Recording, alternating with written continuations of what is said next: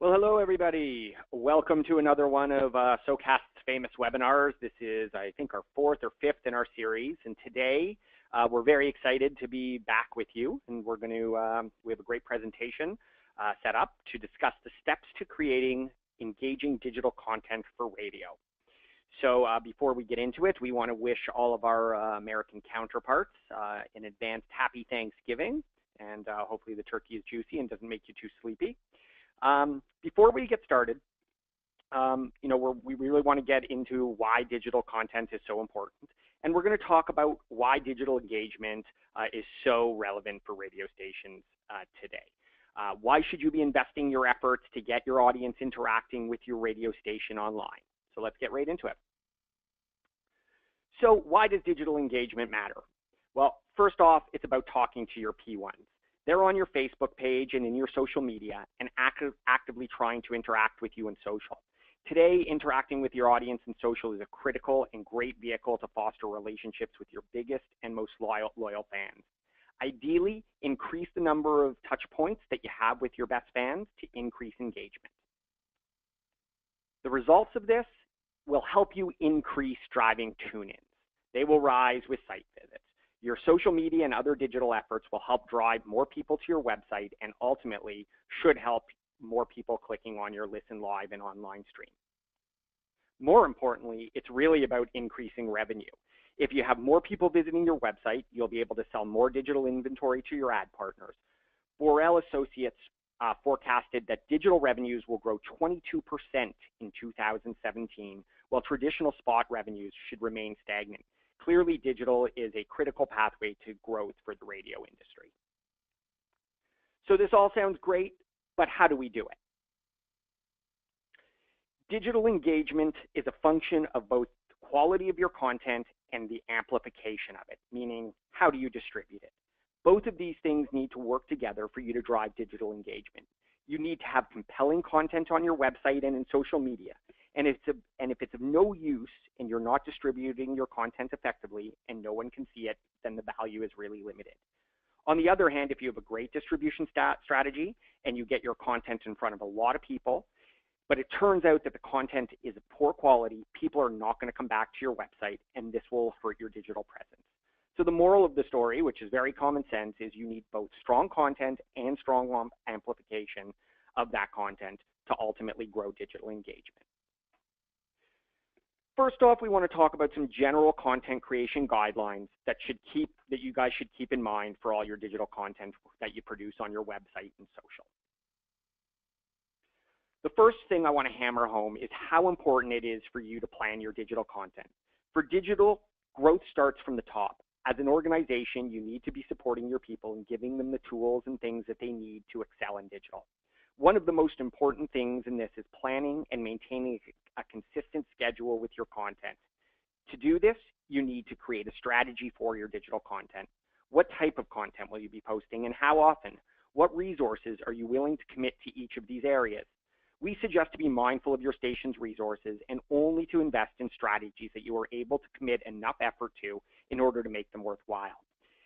It is better to do one thing very well than to do two things half-heartedly. Establish content creation guidelines for your content. What should your people say or not say in social media? What will be the look and feel and message within your content? Will it be humorous? Will it be more informative if you're a news and talk station? How does it fit with your overall brand? Effectively, what is your voice? We suggest creating a document that outlines that voice and acts as the guidelines for your strategy. Next, you'll need to hold regular meetings with your team to plan and discuss your digital content. We suggest having a program director hold weekly meetings to determine what will be going out in the next week. In this meeting, you will want to include people like your digital manager, your promotions director, really whoever is responsible for creating content on your radio station's website and posting to social. Obviously, your DJs are great resources for this as well. And finally, if you do have a social media manager, you'll want to include them. What topics are you going to cover on your podcast? What contests are going out this week, and how are you going to use digital to promote them? And what are you going to talk about in each blog for the week in news story? Questions like these are all things you need to discuss in this meeting. A great tool to use is a calendar to schedule your posts with so much content and lots of news stories, stations need to be responsive and post things as they happen. However, with any content that you can prepare, such as podcasts or videos, using a Hootsuite-like tool or a solution like SoCast to schedule your post will improve your workflows and eliminate the need to manually go into your social media profiles to post that content natively. Also, be sure to post digital content on a consistent basis. This is especially important if your station acts as a local news outlet for your community. You need to keep the audience updated with information such as news, weather, traffic, all throughout the day. Digital content does not have to be something super intensive. It can be just a quick blog post with a comment or a funny picture. When we say digital content, that can mean a Facebook post, a blog, a video, a podcast, a contest, basically anything you post to your station's website or social media channels. We suggest at a minimum posting digital content 10 times per day. Finally, it's important to create actionable goals for your digital strategy. How many pieces of each kind of digital content are you going to post each week? What sort of engagement, likes, shares, website traffic are you expecting to see from each piece of content? Setting goals will help you monitor your digital efforts and hold everyone accountable. Create goals that are realistic for your station based on what sort of numbers you have seen in the past. Examine which pieces of digital content are getting the best engagement and replicate the strategies that work and continuously fine your digital strategy to increase engagement. Something that's really important to ensure is that you have legal authorization for any content you are using in your digital properties. There was a case back in 2016, and I'm sure you're all familiar with similar cases, where a Toronto-based radio station, Z103.5, was sued for $150,000 for copyright infringement for using photos of Shia LaBeouf's partner, Mia Goth, that they did not have legal authorization to use. So please, for the sake of your station, don't just use any random image that you find off Google. If your DJs are doing this currently, inform them of the proper process when sourcing images from other media. A great thing to do is to build a centralized media library that your content authors can access when producing content that includes photos taken by your team at local events or images that you've purchased that are rights approved. Or use a service that offers a rights-free Creative Commons library such as Flickr, Unsplash, or Pexel, where images are provided for free in commercial use. It's important to note that even when using these type of services and libraries, it's important to check the license on the photo. For Unsplash, you can use the photos for whatever you want. However, on Flickr and Pexels, you need to check the license to ensure that it is CC0. There are several levels of licensing. Some of those require attribution, some which do not allow you to use the image at all. So if you're using Pexels, as an example, Pexels is a great free service. And if you go to, we've included the URL right here, which is pexels.com. If I type in something like radio, for example, I can then click on radio, and I can see that this is a CC0 license, which means it's free for personal and commercial use with no attribution required. And this is a really good way to ensure that your content producers aren't just going on to Google. In the event you are uncertain about the application or any of these licenses, it's best to seek legal counsel to ensure that you are following the proper rules when using media and photos of this nature on your website, in your social media, or in your blogs or news stories. It's obviously common sense, but it's always surprising how many times here at SoCast we hear people who have run into this problem. The next section we're going to focus on is news and blog stories, and this should be the bread and butter of your digital content strategy. The first thing to keep in mind is to use a compelling headline that will encourage people to click. The headline is the first thing people will see on your homepage and in social media, so it's important to make sure you get this right. Here are some tips to help you write a compelling headline. First, be clear, concise, and relevant in your headline. What will your visitors find out when they click on a blog post? They need to know if they're going to be, if they are going to be enticed to click. Provide something of value to them. Are you offering a chance to win tickets, to see their favorite brand, tips for decorating their house for the holiday season? Make sure you offer value in a concise fashion to encourage your readers to click. Second, use action words that will help to solve a problem your audience has. A good example, never say these six things to your boss is far more effective than saying things to avoid telling your boss. Use strong action words such as use, try, or follow that will push people to click and do whatever it is you're suggesting, effectively a call to action. Number 3, convey a sense of urgency. For example, use a headline such as enter within the next 2 days to win Foo Fighter tickets for a contest. Creating a sense of urgency will encourage people to click, and if you don't give them an option to come back to it later, they will be more likely to click and take advantage of your special time-constrained offer now. Of course, you need to use discretion here and only convey a sense of urgency where it is appropriate.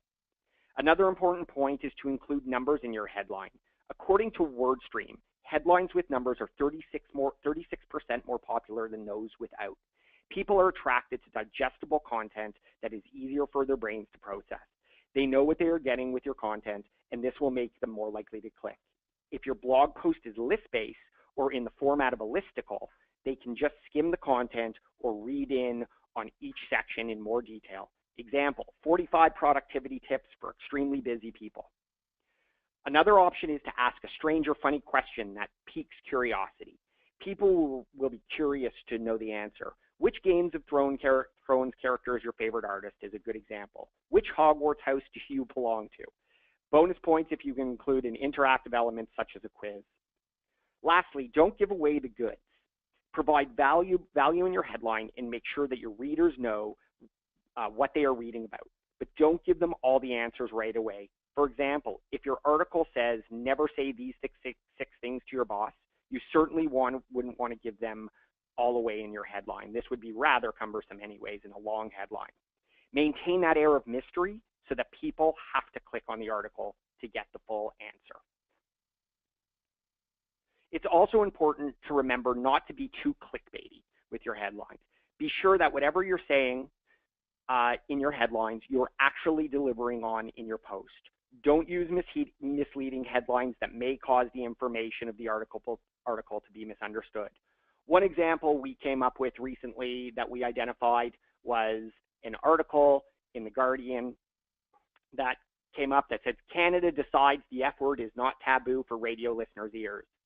But when you read the article, you realize that it's actually not Canada as a whole that's allowing the F-bomb to be dropped on radio. It only applies to one single province, which is similar to a state, and in Quebec. Clearly, people were misled by the headline, and I'm sure there were some people saying that the F word is not allowed on every radio station in Canada, as this was not the case. It is important that you avoid using clickbait. First, it is doing a disservice to your audience who have come to see you as a trusted source of information. Additionally, Facebook has recently started cracking down on clickbait by incorporating into its algorithm a filter that downgrades articles with phrases that are commonly used to lure clicks. So please avoid headlines such as "You'll never believe who tripped and fell on the red carpet," or "See these 10 amazing facts about Sandra Bullock. Number 7 will shock you," as Facebook will penalize you for this.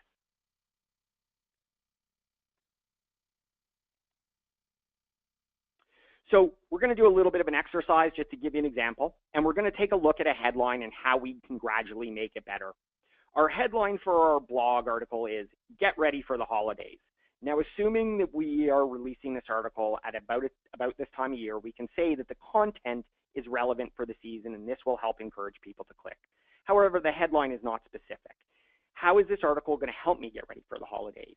Is it about shopping? Is it about decorating my home or how to pack for holiday vacations? I simply have no way of knowing from this title, and this is going to make me less likely to click. The title also has no strong action words. The action word "getting" is in the infinitive form and does not imply that it is something imperative that I should be doing, but rather something that someone is doing in general. It's not creating any sense of urgency that would make me click, in short. And finally, there are no numbers in the headline to help readers ensure that it is skimmable. All in all, this title is very vague. The reader does not know what they would be getting from the article and is less likely to click.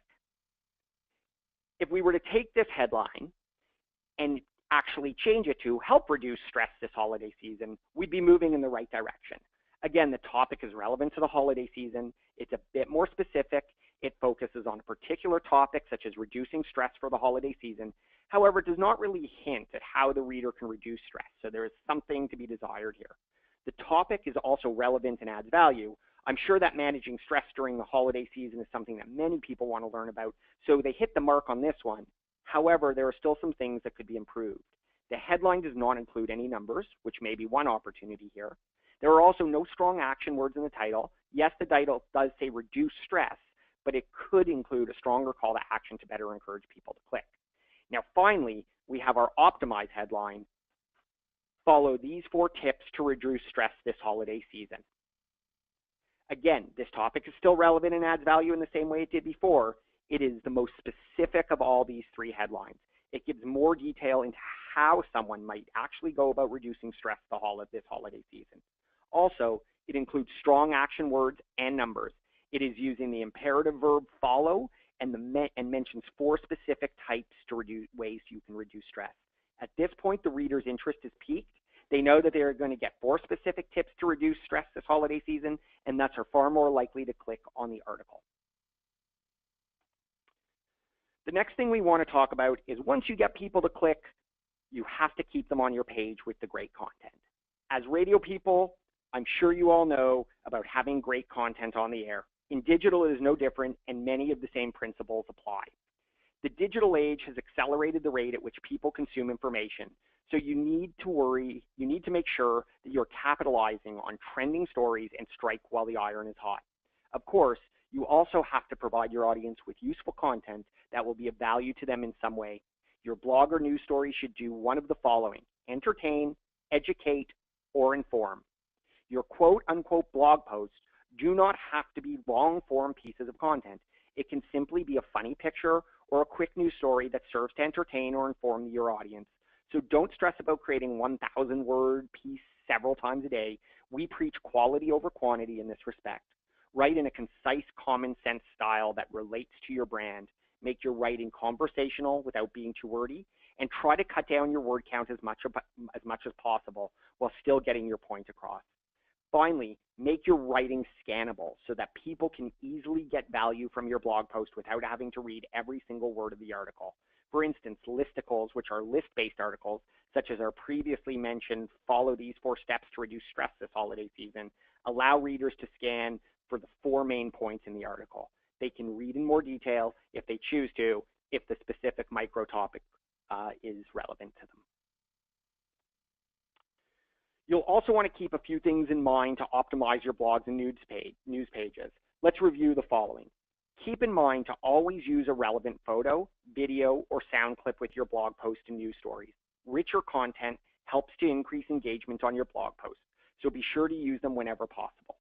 It's also important to enable social sharing icons on your blog posts so that people can easily share them with their friends on social media. If you're posting an important news story about natural disasters or something else where it's important to get the word out quickly, you want to make it as easy as possible for your listeners to spread the word. Social share buttons will also help to drive additional traffic to your website. If you don't already have social sharing icons, it is important to add them. Most website providers such as WordPress and SoCast have plugins that allow you to add social sharing icons to your blog posts. Be sure to make your blog searchable. Add a search bar to your blog that will allow your audience to find the content that they want. For instance, if a listener is only interested in your local sports team and none of the other content on your website, they can just type the name of the team into the search bar and get the content they want. Without such a convenient way to find that content, you run the risk of the audience member going to another website to get updates on that sports team. Again, many websites providers such as WordPress and SoCast have widgets that will help make your blog searchable. In fact, articles with images get 94% more total views than articles without images. So it is really important to always use an image on your stories, as they will entice people to click. Another important consideration is to ensure that all your stories, news, and blogs are optimized for SEO, search engine optimization. Just quickly, here are some boxes that you will need to cross off to make sure your blog post is optimized for search engine optimization. Focus on optimizing for 1 or 2 keywords and include these in your headlines, header, body text, URL, and a meta description. Make sure your blog and website in general is mobile responsive. This is very important as Google search prioritizes mobile responsive sites ahead of those that are not.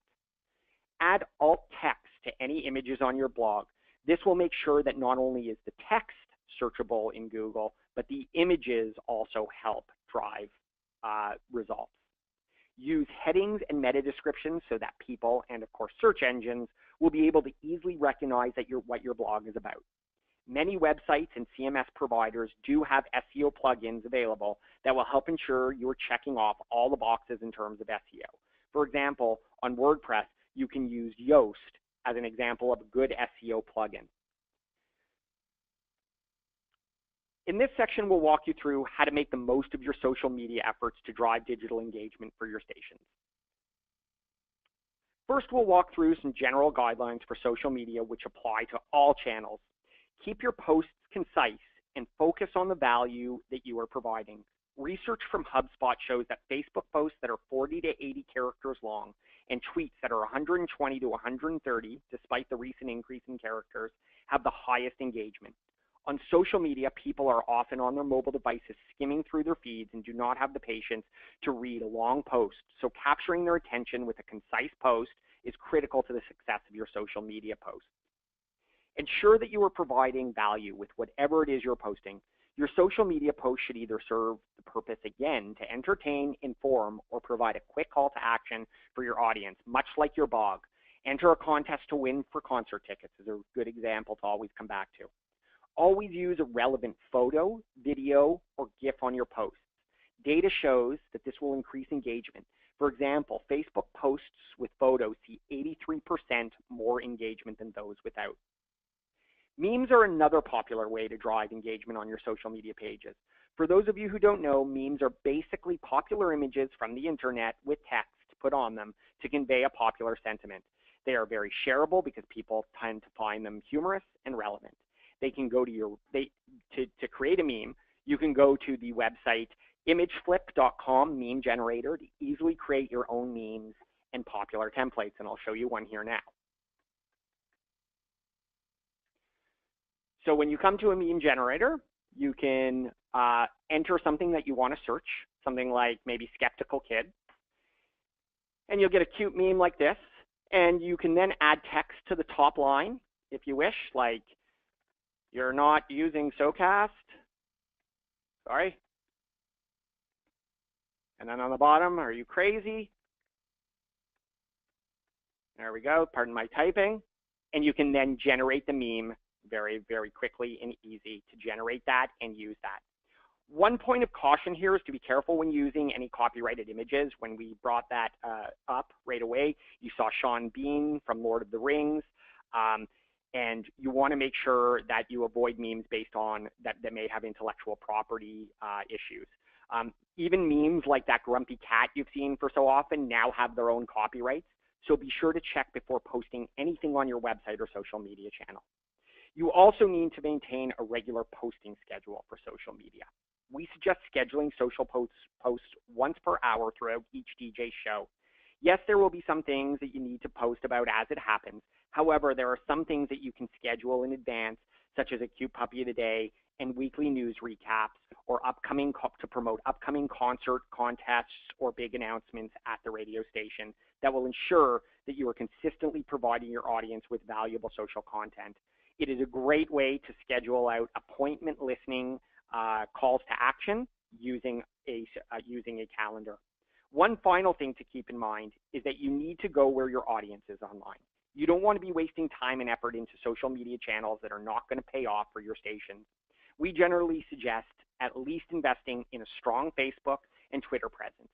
However, if there are other channels where your audience like to spend time and where you can add value to them, such as Instagram, you may find that building a presence on these channels will be valuable for your stations too.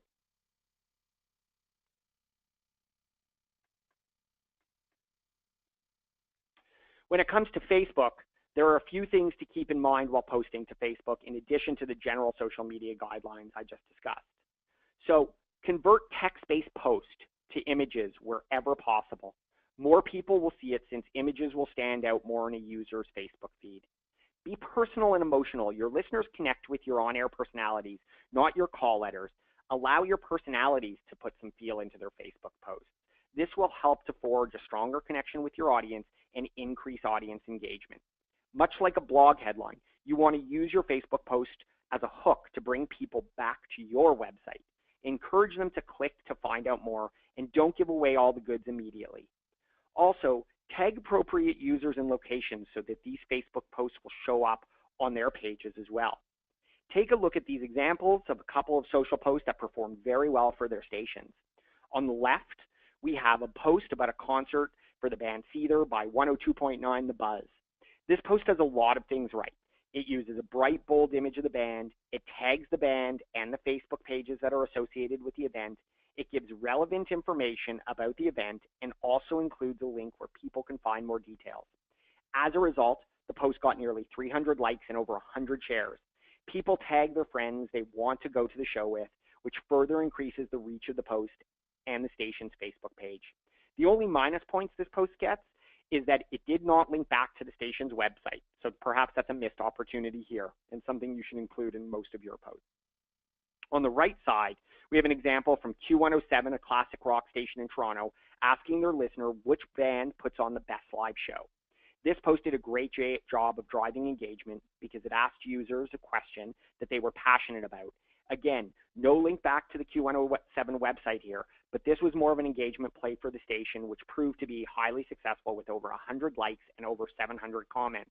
Additionally, they did something on air to promote, check out our Facebook page to answer a question that we posted there and tease the audience to drive initial traffic to that. Twitter also offers unique engagement opportunities by tagging users in posts and using hashtags to extend your reach. Tagging users in tweets will make it so that these tweets appear on their profile. Capitalizing on a trending hashtag will increase the likelihood that people see your tweets. For example, using the official hashtag for a music festival or a big event like the Grammys will allow people searching for these items to find your post. Short-form content is a great way to gain engagement on Twitter. For instance, sports and news stations will find Twitter particularly valuable for posting scores and news stories to their listener and keep their listeners informed. Listicles or list-based articles are also really popular on Twitter. You can also do polls. When linking back to your website on Twitter, we suggest using a tool such as a Google URL Shortener to shorten the website links so that they take up fewer characters on your Facebook page or Twitter feed. So I'm going to show you how one of those works as well. So we have a Google URL Shortener, which is simply goo.gl. And I can take a post from a blog that I have from our website and just cut it into the Google URL Shortener. This is a free service. I can then shorten the URL and simply copy the short URL here to include in all of my social media posts. And this is a great way to make sure that you're not taking up unnecessary characters and you're able to measure based on with Google Analytics the results of the click-throughs back to this post. Let's see where I'm at here. So this is the URL Shortener. Retweeting relevant content is a quick way to add to your audience, the value to your audience. If there is a relevant event, news story, or tweet from an artist, retweet that to your audience and provide them with more valuable content. Check out this example from The Buzz 102.9 again. This post was to promote their Buzz sessions, where they bring in bands for live performance at their in-house studio. By using the band's hashtag and tweeting the @ to the relevant users, The Buzz was able to extend the reach of this post and help the post gain nearly 300 retweets and 700 favorites. Another good example is this post by 102.5 The Game, featuring Nashville Predators star PK Subban. This tweet is effective in that it tags PK Subban, uses the Nashville Predators hashtag, and encourages people to comment. As a result, the post received a relatively high number of likes, retweets, and comments. In fact, it is statistically proven that adding photos to tweets increases engagement. According to research by the Social Media Examiner, Adding a photo URL to a tweet can boost retweets by an impressive 35%, so be sure to use photos and tweets in your tweets whenever possible. Other tips to optimize your social media efforts, and to conclude this section of the webinar, I wanted to give you some tips here. Again, ensure that your posts always link back to your website. We cannot stress how important that is. One of the main goals of social media is for radio is to refer traffic back to the website. In fact, some SOCAS clients see up to 90% of their website traffic come from social referrals. Ostensibly, more visitors on your website will mean more impressions for your ad partners, so maximizing the value of the social media in this regard is crucial. Second, use a social relationship management tool to manage and schedule your posts. This will help you manage your workflows and increase your publishing volume. By having all of your social media accounts in one dashboard, that allows you to provide permissions to your staff and to schedule your posts at a later date. You can then reduce the effort that is required to post to social media. Third, embed your social media on your website. Make sure that your social media feeds are visible on your homepage and that your visitors can interact with them from that page. This will increase the time spent on your site, as visitors will have more content to browse on your webpage. Also, if you allow visitors to interact with your social media accounts from your homepage, you will see an increase in social engagement. Lastly, whenever possible, use social media to help encourage audience interaction. Some strategies for this include asking questions, conducting polls, encouraging listeners to tag their friends, and getting your audience to upload photos as part of a contest. You can also tie in your on-air efforts with digital to increase engagement. For instance, if you're about to play a song by Sting, have your DJ post a relevant article like 5 things you never knew about Sting, and ask your audience to go to your Facebook page and comment on it with their thoughts. Anything that you can do to increase interaction on a social post will increase the number of people who see it and thus drive more traffic back to your website. Another thing we're going to discuss today is contesting, and we're going to show you how you can use digital to amplify the power of your contest. So without further ado, here we go. Contests are a classic part of radio's engagement strategy with its audience. Digital, however, provides an opportunity for your stations to get more value from your contest. First, we strongly recommend that you use a tool that allows you to automate contests and collect data. This will improve the execution of your contest and allow you to manage them more efficiently. Be sure to allow your listeners the ability to enter your contest via your website and mobile app.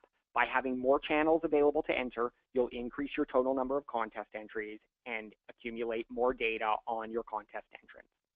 Also, contests are a great way to drive social engagement. For example, the Game Nashville held a Rock the Gold World contest to help drive social engagement in addition to contest entries. In this contest, entrants were required to post a photo to the radio station in order for a chance to win Nashville Predator tickets. Online contest forums are also a great way to collect marketing opt-ins. By including an option for listeners to give their permission to receive marketing communications, you can expand your email list to provide additional value to ad partners who advertise with you through your email list. To demonstrate a good example of a contest, let's take a look at this example from Cool 1015 in Calgary. In their Name That Song contest, the station removed all song listings from the station's website. To enter the contest, users had to submit the song names via a form on the web player. This served to drive traffic to the station's player and also allowed them to collect marketing-driven data from a web form. The result is that the contest saw more than 6,000 entries. Cool 1015 also does a great job in general using digital to support its contest, with their contest providing almost a 10% lift in overall web traffic. Another great example that we're going to look at here is the Wolf 104.9's Wolf Howl contest. This was an in-app contest where listeners were prompted to upload their best wolf howl to win a trip to see Metallica. However, it was only possible to enter via their mobile app. This served to drive downloads and encourage people to use the app. It really was a great creative way for the station, and they used it effectively to help drive digital engagement. As a result, the station doubled the number of active users it had on its mobile app at the time. In this section, we're going to talk about how to create video content for your radio stations. Video is a rich and engaging form of content that allows you to express your brand and forge a stronger connection with your audience. Additionally, 60% of website visitors will watch a video before reading any text, so it's a great way to diversify your content while keeping your visitors on your web page for a longer period of time. In addition to all the technical details of producing a good video, which we won't really get into today, it's important that your video has a clear branding, title cards, and descriptions. This will allow your audience to know what video is about before they invest the time to watch it. Additionally, having your brand on your video will ensure that people know that it's from you in case they are viewing it from somewhere other than your website, like YouTube, for example, or if they just see it quickly while scrolling through their Facebook feed.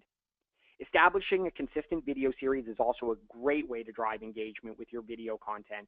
If you're able to consistently put out great video content that your audience will enjoy, your audience will know what to expect and keep coming back for more.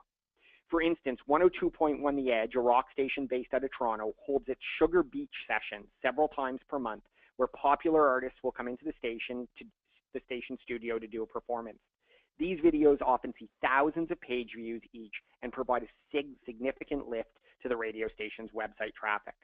Again, like with other forms of content, you want your video to be an integrated part of your website. This involves tying videos to articles and contests on your website that will encourage people to click back to your website, even if they're only viewing the video on your Facebook page. As much as possible, you want to take the opportunity to link people back to your website. Also, if there's any way for you to include a call to action on your video, we encourage you to do that. For instance, if you're promoting a concert that's coming to your city, include a clickable button on your video and tell your audience in the video to go to that web page to get tickets. Of course, that web page should be on your website. Taking a look at an example from the image here with our clients, 102.1 The Edge, they do a great job using video at the stations with their Sugar Beach sessions, as we mentioned. They often do this leading up to a concert, which helps with concert promotion. Also, since this is a regular content theme for the station, listeners can often come back to the website to see more of their favorite bands. As a result, the Sugar Beach session videos see thousands of views, and this is one of the most popular features on the Edge website. We wanted to touch quickly on Facebook Live. It's a relatively new tool from Facebook that they are eagerly trying to promote. As a result, it is currently being prioritized in its news feeds, algorithms, and thus is a great way for you as a radio station to get more visibility on your website, on Facebook. According to WordStream, Facebook Live videos get 3 times more engagement than regular videos on Facebook. Additionally, the default setting on everyone's Facebook profile is to automatically receive a notification whenever a friend or a page they have liked broadcasts a video. This will dramatically improve your radio station's visibility. Facebook Live is also a great opportunity for radio because there are so many live events where radio can leverage live video. And with the proliferation of modern smartphones, it's very easy to take decent quality video. It should be noted that it is possible to broadcast Facebook Live from a mobile or desktop device or hook up a professional camera for a Facebook Live broadcast, so you have absolutely no excuse not to produce this content for this channel. With that in mind, let's get into some of the best practices for Facebook Live. If possible, embed the video on your website. Facebook does have developer tools that enable you to do this. Of course, you should try to encourage people to watch the live stream on your websites to increase the amount of time visitors spend there. It should also be noted that Facebook Live videos will be archived after they are finished, so people can come back and view them on your Facebook page at any time. You'll also need to develop a strategy to get your Facebook Live broadcast in front of the right people. We suggest pulling out all the stops on this and making your Facebook Live broadcast promotion part of your content calendar. Have your DJs talk about it on air. Post about it on your social media channels to promote it in advance of the broadcast time. For instance, if you're covering a concert, have the band come into your studio before for a short performance and tweet at the band before that you will be doing a Facebook Live coverage at your studio. You can even use Facebook ads to target people who like the band's Facebook page to encourage them to tune into your Facebook Live broadcast. We suggest reintroducing yourself and the broadcast every few minutes so that people who have started viewing know exactly where the broadcast is about and who is hosting it. Also, you should have someone on hand to address comments on the video in real time. This way, you will be able to encourage more real-time conversation, capturing the audience's attention while they are excited, whatever you happen to be talking about during that Facebook Live broadcast. This increased engagement will help to increase the overall relevance of your Facebook page to your listeners.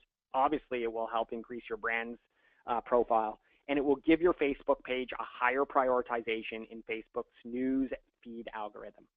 Again, you can get creative and tie other concepts for your Facebook Live video. For instance, maybe one of your on-air personalities wants to do a weekly webcast where they answer questions via Facebook Live. By establishing a consistent series like this with other video content, you can get people coming back for more week after week. A good example, one of our clients, Jump 106.9 in Ottawa, Canada, does a fantastic job with live video. They are very creative with their concepts, doing live videos such as taste tests where they will try different food on live video, and scare wars where the DJs will have a competition of who can scare each other the most. Live video is a great way for the station to let their on-air personalities shine and express themselves. Each video receives thousands of views and dozens of live comments, providing a nice engagement boost to their station. Podcasts are obviously a huge opportunity for radio and reasonably new and a great way to connect with the audience. In fact, 67 million Americans now listen to podcasts monthly, up 14% from last year. For a point of comparison, monthly podcast listening is now more common than Catholicism in the U.S., which really exemplifies how huge this channel is becoming. Radio also has a unique opportunity in podcasting in that it is already adept at creating professional audio content and can use the power of their brand and on-air personalities to attract an audience. So with that in mind, let's talk about how you can go about creating excellent podcast or on-demand content for your radio station. Like with your video and other forms of content, you want to establish a consistent brand and schedule for your podcast so people know what to expect and when. Some popular topics include post-game analysis for sports stations or weekly news and morning show recaps. If your audience knows that you'll be releasing a podcast episode at 5 p.m. every Friday with all of the best clips from your morning show, they'll be more likely to go access the content at that time. When starting a podcast, we suggest planning in advance 8 to 10 episodes of content and then using it as a test pilot of the concept. Of course, if your podcast content consists of post-game or weekly news recaps, you'll have to create that content as it comes. However, we recommend planning a pilot of 8 to 10 episodes to see if your particular podcast topic sticks with your audience and people are actually engaging with it. For your podcast itself, you'll want to keep your intro short and make sure you're not rambling. Audience attention spans are fickle these days, so you'll want to get into the meat of your podcast content within the first minute of the episode. You'll also want to make sure that the podcast is appropriate length for its content. As a general guideline, we suggest keeping your podcast episodes under 30 minutes, although there may be some exceptions to this rule. You'll also want to re-engage the audience every 5 to 7 minutes with a hook, a new topic or a new question or a new guest. This will keep your podcast content fresh and keep your audience from tuning out. In terms of the actual content for your podcast, we suggest repurposing your on-air content into podcasts. As we mentioned earlier, clips from your morning show and news reports can make an excellent podcast content. For instance, if you do an interview with a musician, you'll probably want to upload it for on-demand access as a podcast later on. This will allow you to reach people with your content if they weren't able to tune into your live broadcast for whatever reason. You'll also increase the shelf life of this content as people can go back and access it later, and they can also share it. Another great strategy for podcasts is leveraging the power of your on-air personalities for content. These individuals already have large followings who are interested in hearing them speak and to hear their opinions. Podcasts can give them more freedom to talk longer for topics that they're passionate about, such as their new favorite artist or an event in your community. On a podcast, your personalities can talk for 20 to 30 minutes uninterrupted, something they often can't do on air. And they can often talk and say things that they wouldn't get to say on air. Finally, you want to be posting your podcast on all major outlets. Although you should be encouraging people to listen to podcasts on your website, it is also important to have your podcast available on Apple Podcasts, Google Play, Stitcher, SoundCloud, and TuneIn to increase exposure and drive as many downloads as possible. Taking a look at another great example from our partner at 620 CKRM in Saskatchewan, who does a great job with podcasting. This station has 3 podcasts which releases on a regular basis. Rider Radio, focusing on the popular Saskatchewan Roughriders Canadian football team, who, if you don't know, are very popular in the state of Saskatchewan. Sports Cage is a show focusing on general sports in Saskatchewan agriculture today. This is a show focusing for local farming news, something that is very pertinent and relevant to their audience.